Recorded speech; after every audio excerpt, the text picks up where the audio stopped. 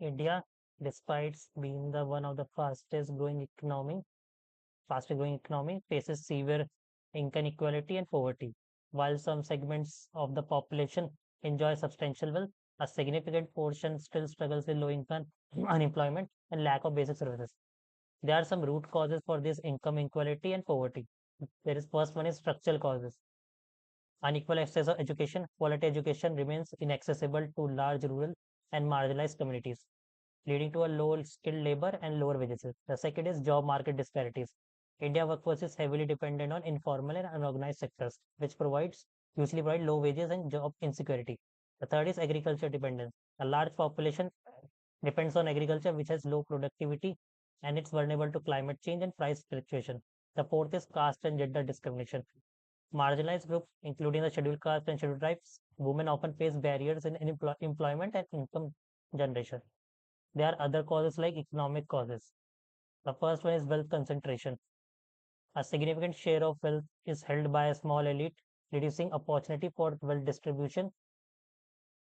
The second is urban-rural divide. Economic opportunities are concentrated in urban areas, leading to migration and slums in city, while rural poverty persists. The third is inflation and rising cost. Increasing cost of basic need, for example, housing, healthcare, education, disproportionately affect the lower income population. There is also policy and governance issues. Inefficient welfare program. Leakage and inefficiencies social welfare program reduces their effectiveness. Next is tax system and corruption. A relatively low tax base and tax evasion by wealthy peoples and corporation leads to lower government spending on social programs. Slow implementation of reforms. Delay in labor, land, and financial reform affect the basic opportunities for all small entrepreneurs. What are the possible solutions to reduce the income inequality and poverty? First is promoting micro, small, and medium enterprises by providing them easier credit and market access to small businesses that can create jobs. Second is that enhancing agriculture productivity. Investment in modern farming techniques, irrigation and farming fair pricing can improve rural incomes. Third is formalization of workforce, encouraging formal employment through labor laws, skills training, and minimum wage enforcement. The fourth reform can be improving education access, strengthening public education, vocational training, and scholarship for underprivileged students. Fifth can be healthcare for all, expanding government healthcare schemes and insurance to reduce medical related poverty. Number six can be empowering women and marginalized groups, equal pay policies, financial inclusion programs, and legal protection against discrimination. There can be other reforms also, for example, progressive taxation and wealth distribution, higher taxes on the wealthy, and better implementation of the social welfare program.